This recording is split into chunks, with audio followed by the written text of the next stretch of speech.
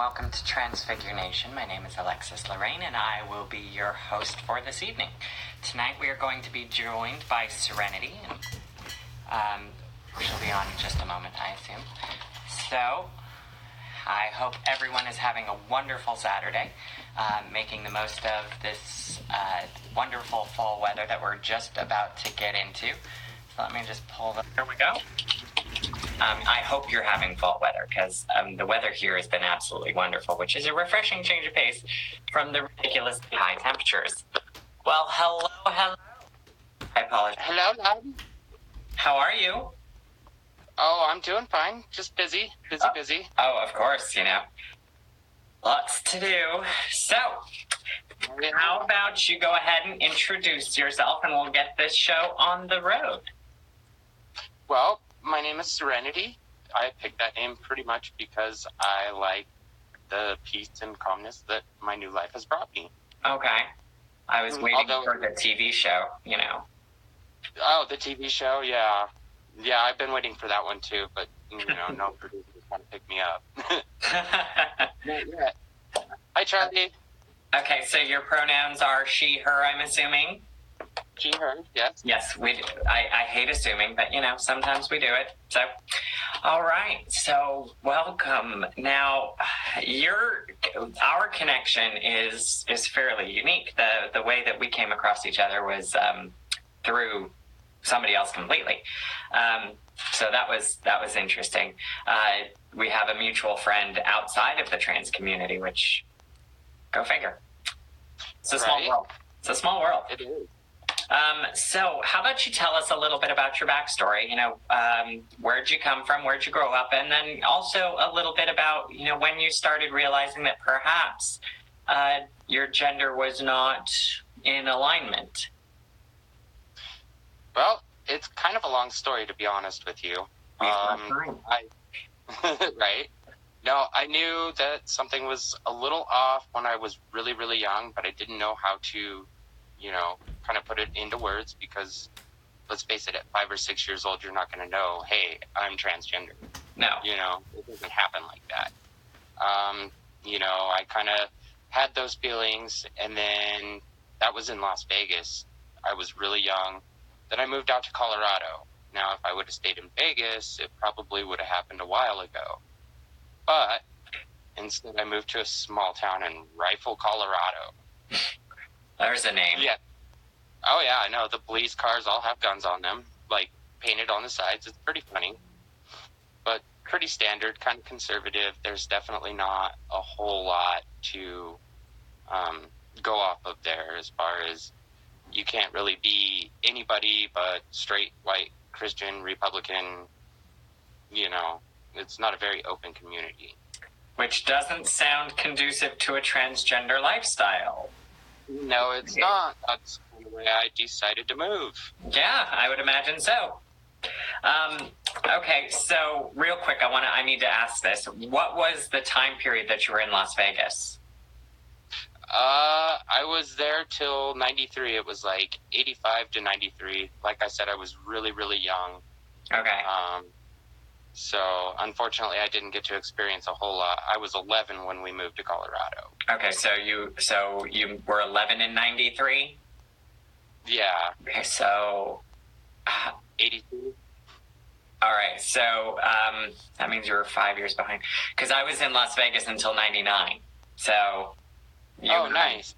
You and I would have been in the same places at the same time. But Vegas is of course a huge city now, but Yeah, I think it was back then too. Yeah, so. It's still, it was pretty big back then too. So,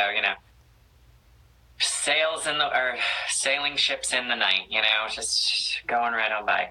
So, okay, so you moved to Colorado when you were younger, and you had this inkling, but not really the language to understand what was happening. At what point did you really start to put the pieces together that, there was something that needed addressing? Honestly, puberty. Puberty, okay. It started really young.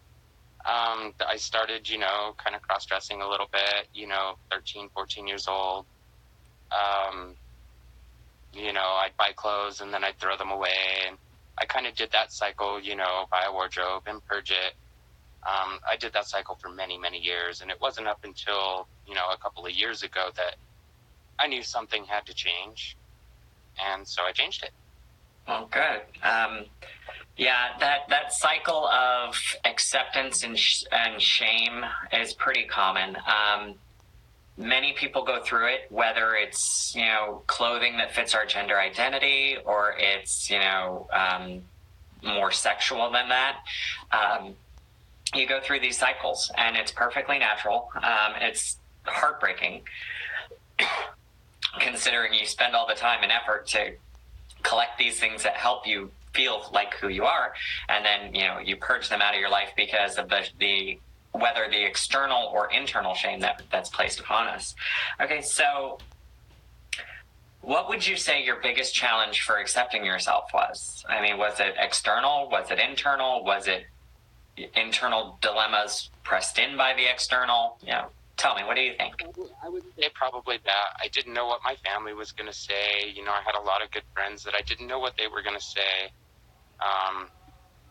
And it kind of compounded life a little bit tougher. So instead of, coming out completely, instead I'd just hide, and then I developed like a hyper masculine kind of ultra adventure hobbyist kind of personality. And that's another commonality we're seeing across these stories, is this idea that, we try to compensate for the fact that, we're not in the wrong bodies, but we're not identifying correctly. When we compensate by being that over masculine, some of us. I was never good at it. So it was pretty sad. Okay, so what were some of the things that you did to compensate? Like, this ultra adventurous, what were you doing? I developed like hobbies as far as, I love to rappel, climb, fish, hike, bike, and these are all pretty much male dominated sports around here. Yeah. It's starting to become bigger, as far as being accepting of females, and, I've noticed that climbing has definitely kind of been a little bit more conducive to trans women rather than, just being kind of closed off. But mountain biking is still horribly, horribly, horribly misogynistic. And of course, fly fishing I love to fish, but, okay. I don't have the patience for that. I really don't. The idea of sitting there all day just, waiting to catch something, I can go to the store. Right? I know it's not the same. And I have been fishing a few times, and it's fine. I need more.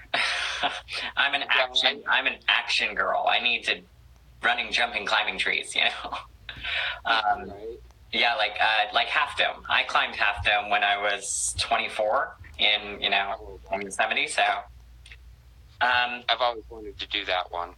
It was a challenge. It was a real challenge, but absolutely spectacular. It took me about 6.5 hours. So. Oh wow. That's pretty good. It was a pretty good pace, but they already had the anchors all in place and everything. So you're following very well worn paths up the mountain at this point. Okay, so having the fear of coming out to your family and friends and what that was going to do to you, how did you in the end compensate for that and become who we see sitting before us today? Well, I talked to a couple of therapists. Okay. And one of my therapists recommended that I kind of start a social media page as far as who I was and who I wanted to be. And I did that and was outed by a really good friend of the family to my family. And one thing to another. Yeah, I know.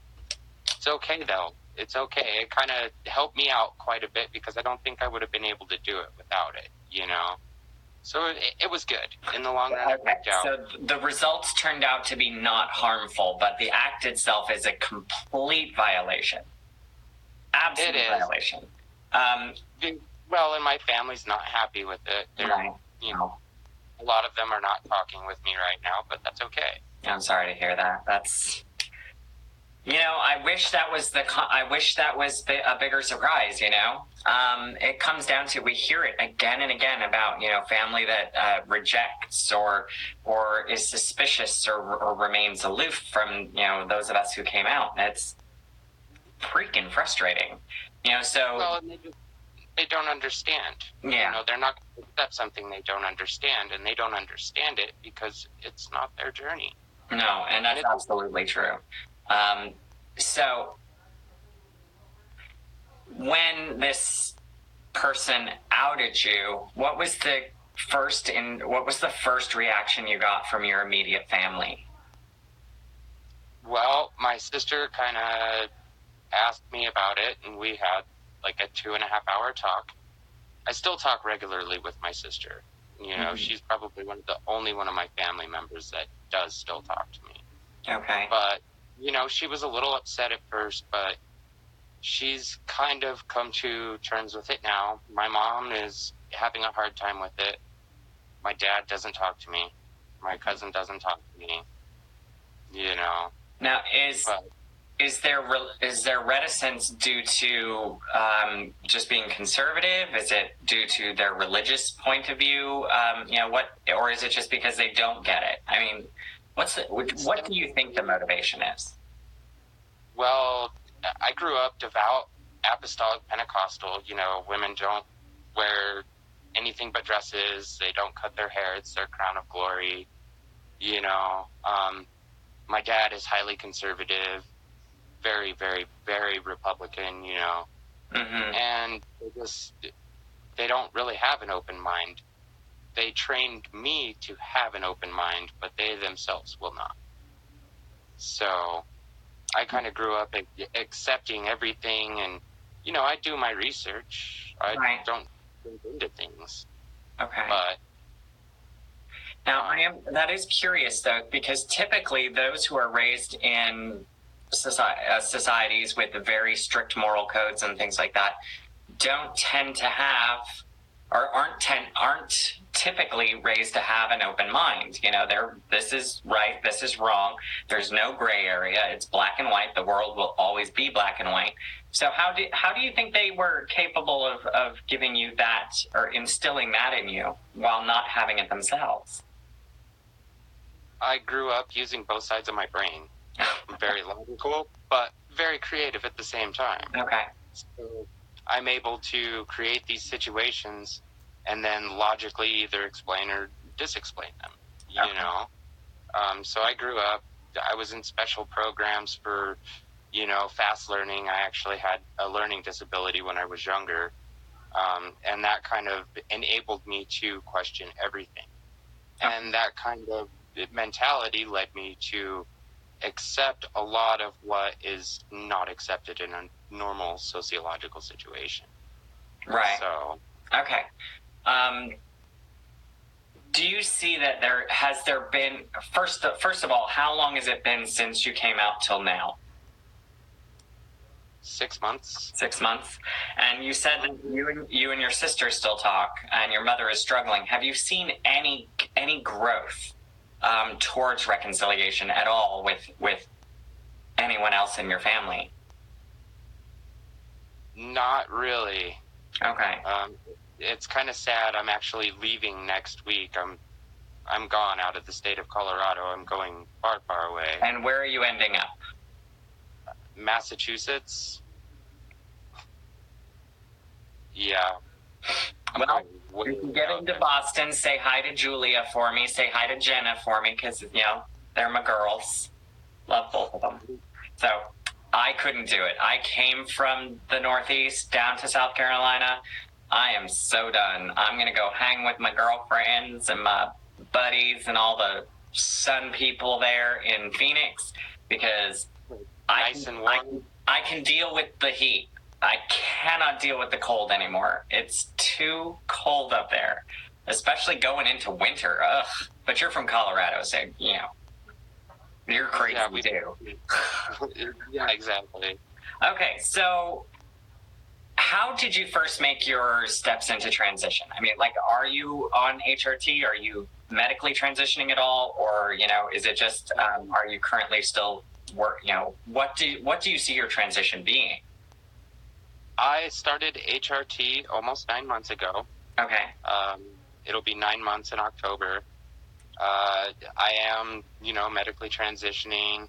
I've had a couple of laser hair removal appointments that, they work, but I still have 2 more to go before they'll start the electrolysis. Okay. So, yeah, I'm going to, I'm kind of going out there. The new company I'm working with actually has really good insurance. Okay. So to medically transition, it will actually be covered. Whereas, wonderful.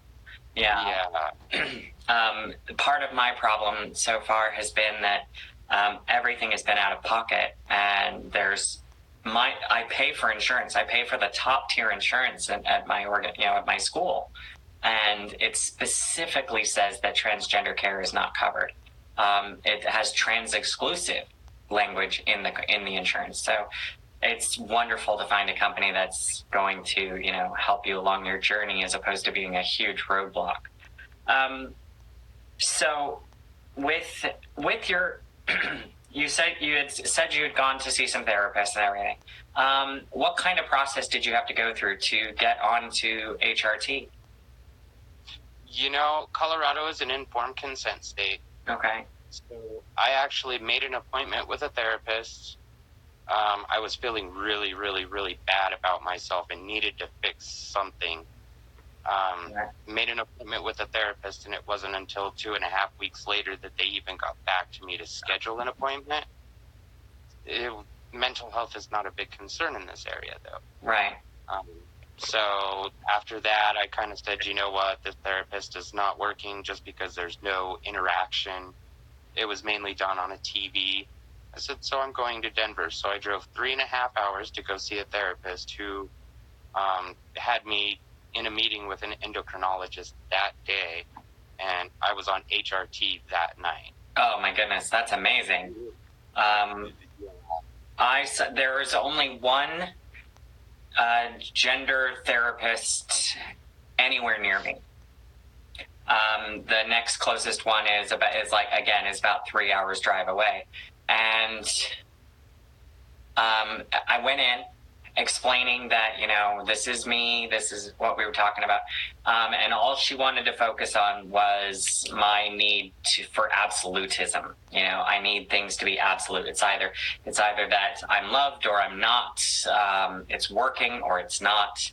And so that's all she ever focused on. So after 6 months of going to this trans specialist therapist, it never even came up. And I brought it up, and she's like, okay, we'll get to that. And I was just like, forget it. So I went to Planned Parenthood with informed consent and was able to get on HRT within about 3 months after that.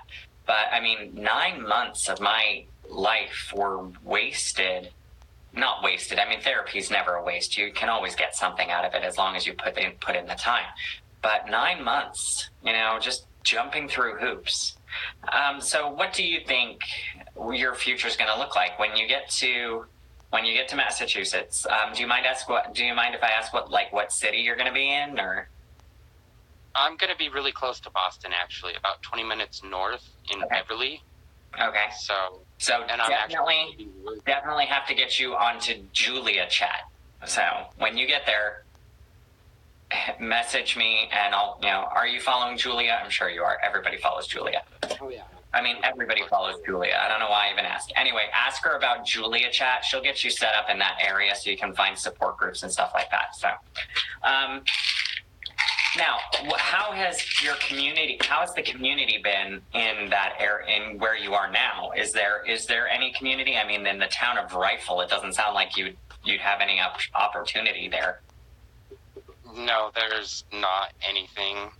I think there's maybe 2 trans people in the entire valley within 350 square miles. Right. Sorry, it's HRT time. Oh, nice. Yeah. I'm on my clock. I'm actually 7 minutes early, but if I don't do it now, anyway. You're going to forget. Yeah, I always forget. So, um, let us talk about how you feel, how you deal with the dysphoria that sometimes occurs. I mean, first off, do you have dysphoria? It's very presumptuous of me to say that how do you deal with it if you don't even have it. But how do you deal with dysphoria if you do in fact have dysphoria? I didn't realize that I had it, or didn't realize I had it until, oh God, it was 2 weeks after I saw my first therapist. And, I was going through like really bad depression, and I was, knew what had to happen. I knew what was going to happen, but I just did not like what I was seeing. Right. Now I kind of, I dress up. I, paint my nails. I go get manicures and pedicures, of course. I make myself feel happy again. Yes, self-care is so important. And that's so important, is again taking those steps to just do something nice for yourself and take care of yourself, because it is always going to be the way that we can help ourselves. Does that always work though for you? I mean, does it work like 9 times out of 10?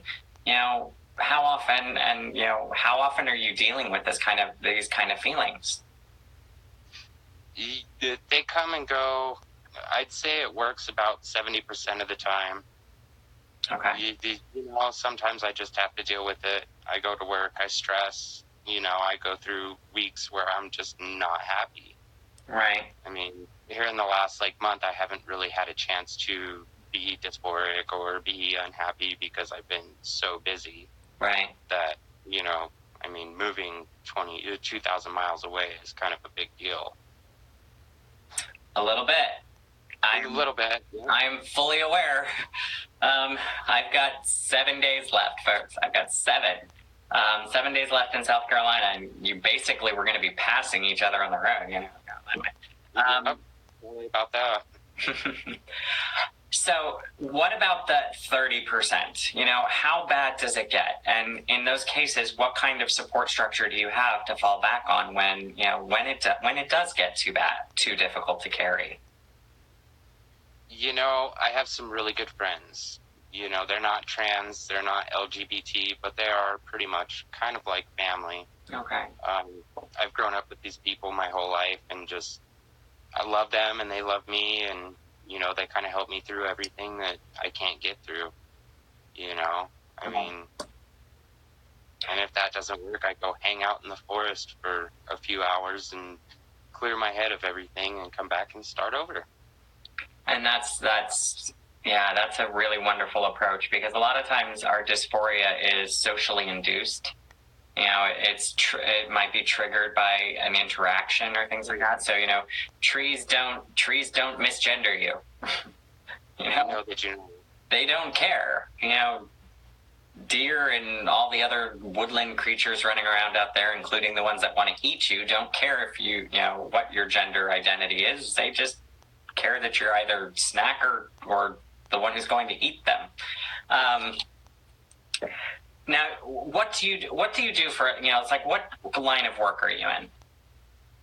I am a master electrician, a journeyman plumber, and I have an associate's degree in engineering technology. Okay. Do you follow Jenna Stund? Please tell me you do. I do. Okay. Have you spoken to her? A little bit, yes. Okay. Reach out to her, because, she's up in that area. She can, help, make sure you're taken care of, I'm sure. I'm offering all these people as resources, folks. I'm sorry. That's really inappropriate. I should let them offer themselves, but, sometimes you just got to make sure people are going in the right direction. So, how is it working in what is, I'm assuming, a very male-oriented occupation? We have 2 women that work in the construction industry in this entire valley. One's a plumber and one's an electrician that was actually my apprentice for a little bit. Okay. So with only the 3, of you, how do you combat the sexism of it? How do you combat the misogyny of working in that industry? I mean, I can't imagine it's easy. I don't work around a whole lot of trades. They have pretty much moved me to where I am in finished homes. If there's a problem, I go in and I fix the problem. So you're working more in isolation now, I guess is what you're saying? Yes. Okay. Yes, I'm dealing more with the homeowners instead of contractors. Well, how are the homeowners then? The homeowners are great. Okay. The homeowners they're very open-minded. This is the Aspen Valley. I work for some of the world's most high-profile people that, they have to be kind of liberal or they won't fit in. Right. Well, that must be, that's so odd, though. The dichotomy of it is, living in this town of Rifle and then working, and being with homeowners that are anathema to the whole concept of, the belief system of this tiny town. Colorado. I don't get it. Of course, I'm moving to the bluest red state of them all, so, now, on your journey, what are you looking forward to with getting established in the Boston suburb area? I'm actually kind of looking forward to meeting people. Yeah. I went from being extremely socially anxious, like hiding under my bed when people would knock on the door so I didn't have to see them. Yeah. To I've kind of, since I've started HRT and kind of, started working on transitioning closer to full-time, I have actually kind of blossomed into this social butterfly. And now I'm interested in meeting people and, I want to see different sights. I want to experience different snow and different cold, and it's all the same here. You can keep your snow. Keep it away from me. Though sorry, I just don't want any more snow. I left Connecticut in 12 feet of snow outside of my house when I moved down here. And I was like, nope, not doing this anymore. The amount of snow I shoveled for 10 years, I'm like, I'm done. Right. D-U-N. I'm not even bothering spelling it correctly because it's done. All right, so that's really awesome, and there is a very substantial community up that way. So I just wish you all the best for that. Now, for that community, what kind of role do you see that you're playing? Just as one of the members, would you like to take on some leadership responsibility? Maybe not leadership, but mentoring. Bringing up the young baby trans that come along. I'm actually hoping on doing that. I'm planning on doing that. I'm going to try to make it fall into place, but I'm not going to force anything at this point. Right. No, of course not. But, it's always nice to have an idea of what you want to do. I always get surprised that, people have kind of put me into this idea, that I'm in that role already. And I'm like, I don't even know what I'm talking about half the time. What is wrong with you people? Okay, so you've been kind of an inspiration to me, so I mean, thank you. Honestly, it's just about, it's just I came back, and it's because it's just like you said, that connection, that willingness to be open. When I met Jen in Philadelphia, and then quickly after I met Julia and Samantha and Erica and and Jess, my friend, all of these people quickly became really good friends to me. And I realized that I'd only been half living, and that to be true to myself, I needed to be myself. And so that's where this whole new Lexi was born, and she's kind of out of control, and somebody should smack her and put her in her place. Anyhow. Well, we kind of like the place of this new Lexi. I like the out of control, the crazy. A little crazy, taking pictures of snakes. Apparently, Phoenix gets hurricanes, folks. Arizona gets hurricanes. This is news to me. I'm leaving South Carolina so I can be done with all this nonsense. And now there are hurricanes, and Sam tells me that it rains scorpions, and I'm not allowed to. Paula says I'm not allowed to wear sweaters because it's against the law. And what did I choose? So, if you had advice to give for someone, what would that advice be? You know, you're not. 9 months is not a huge amount of time on this journey, but what would your advice be for those just starting out? Do what it takes to make yourself smile. The smile is the most important.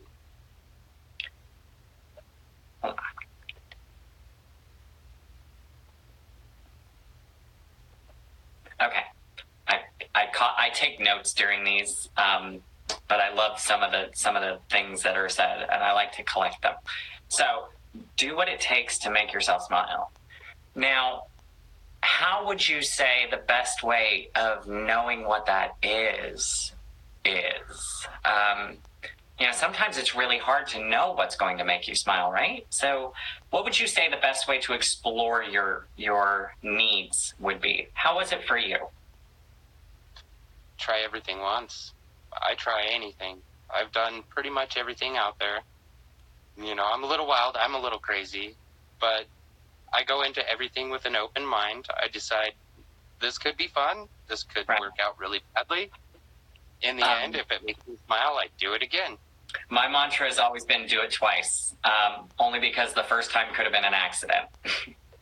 You know, it could be good or bad. You never know. But like the things that are really bad, you know, maybe I'll lay off them for a while. But I will try every single thing 2 times. If it stinks both times, I'm not doing it again. But you never know. Like I don't like bungee jumping, but I do love skydiving. I've never been base jumping because that's just stupid. But cliff diving is exciting and I enjoy it. So. All right. I actually did my first 50-foot backflip like a month ago at Lake Powell, so that was fun. No, my cliff diving is literally jump off and hit with your feet first. That's it. I jump as long, you know, it's that rush of falling because I'm so afraid of heights. I'm petrified of heights. So I force myself to do these things because, you know, it's what I'm afraid of.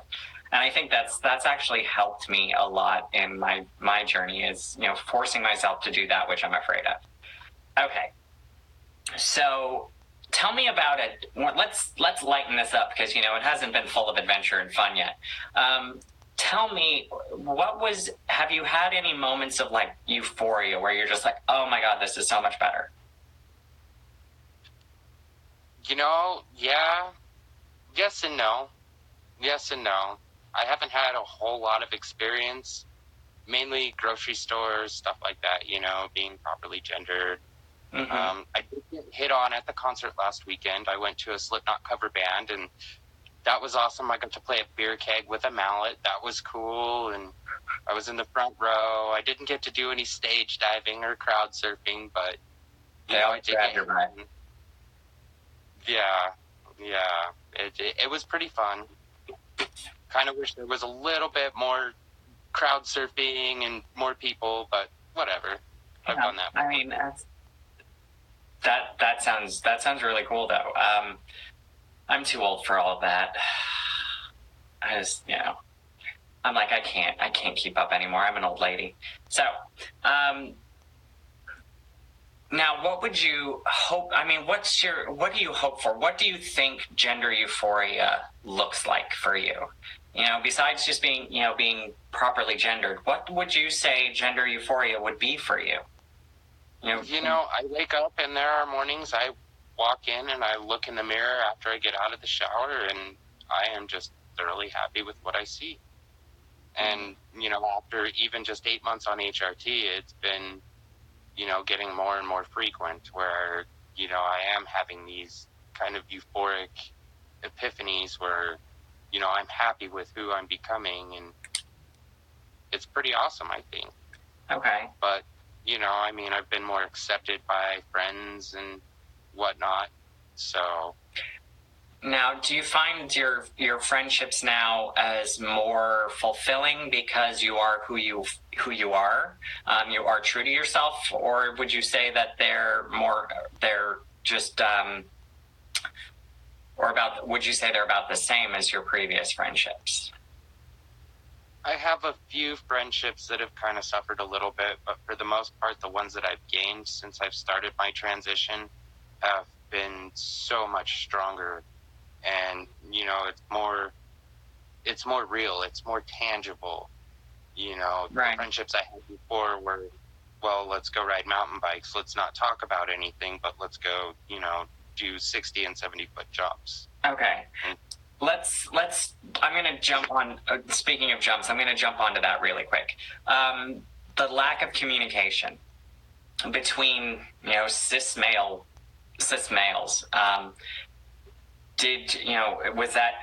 Was that kind of what was stopping you, or was it, just not having much in common with them? And then I'm going to bring this around to emotional disconnect.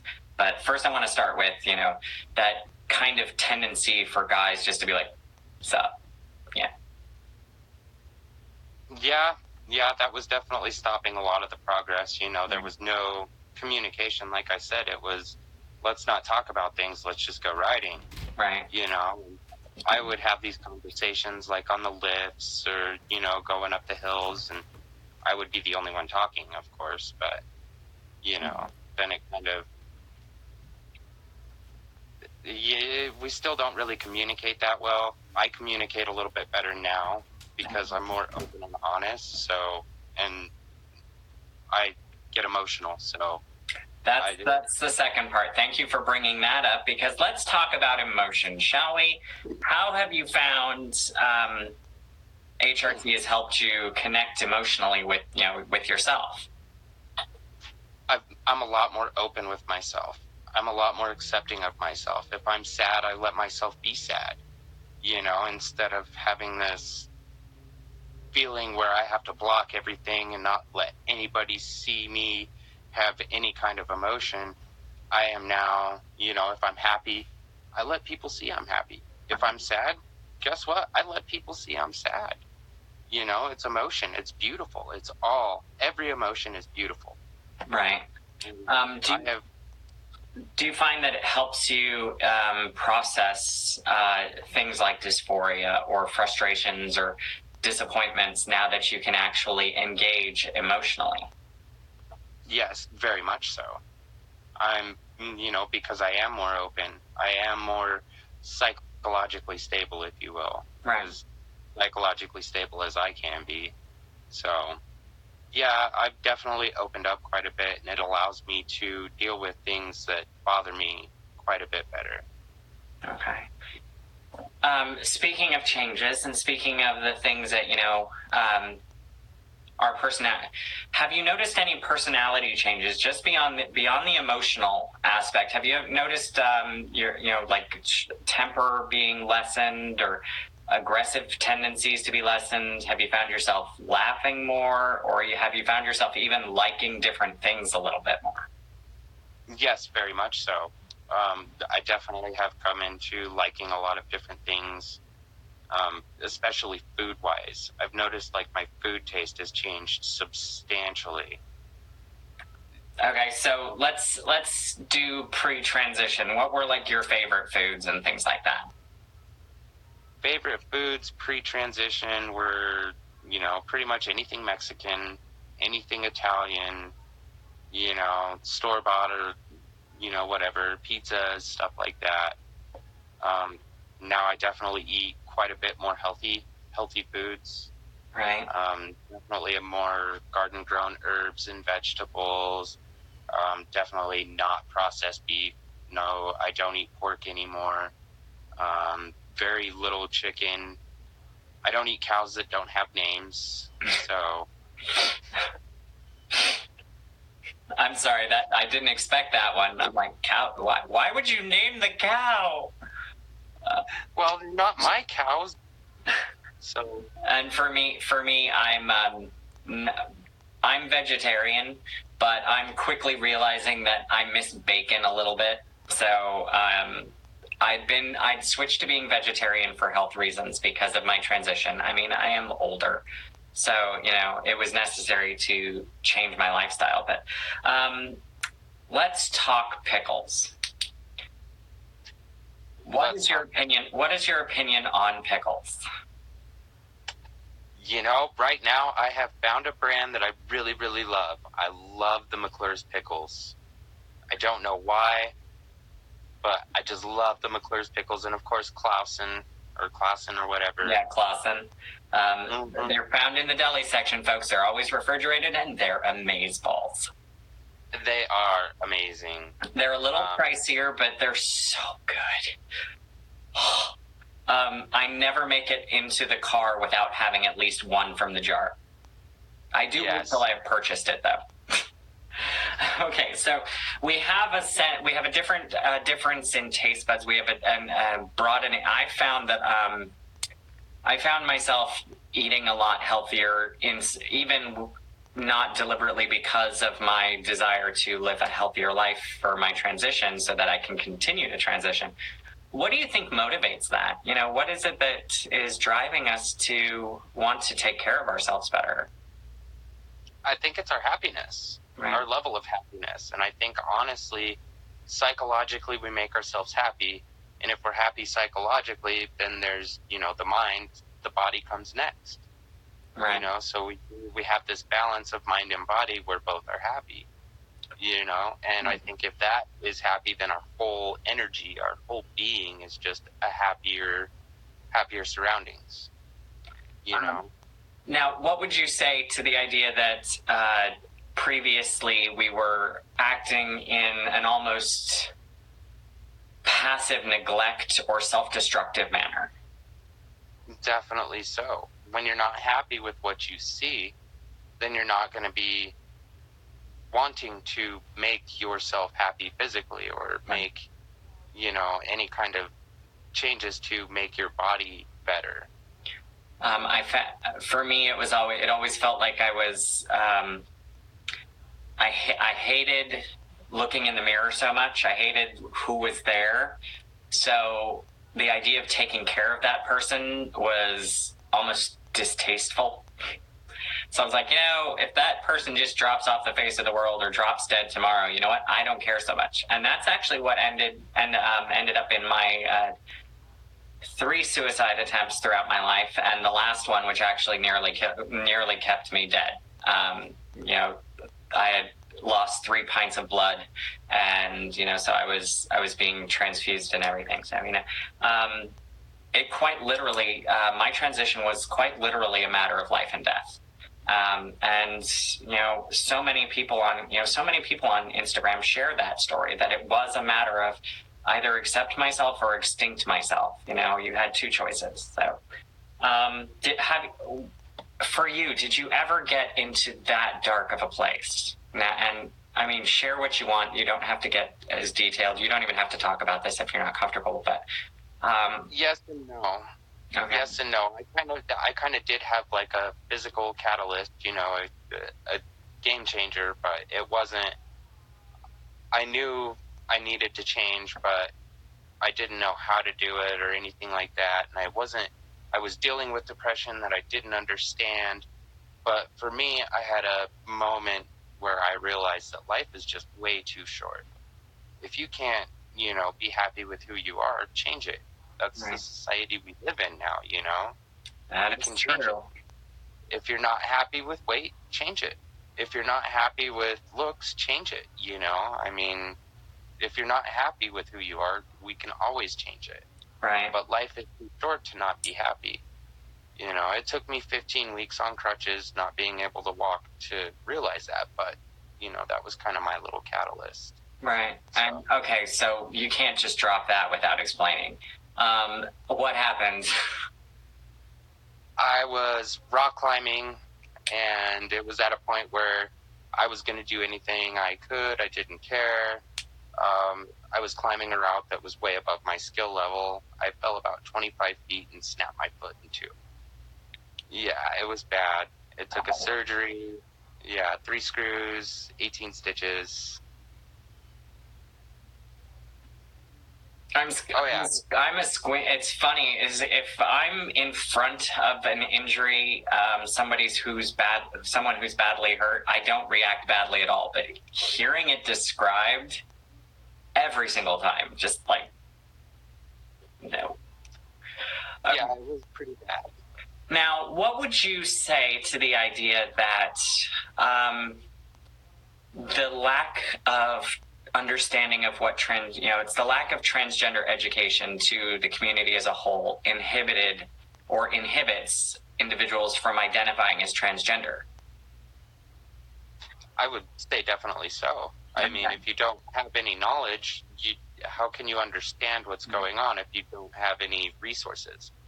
Yeah, it comes down to the idea, we keep hearing that 1% to 4% of the population is transgender, but I always wonder, I'm like, so many times when I have these discussions, we hear, well, I didn't know what transgender was until so much later.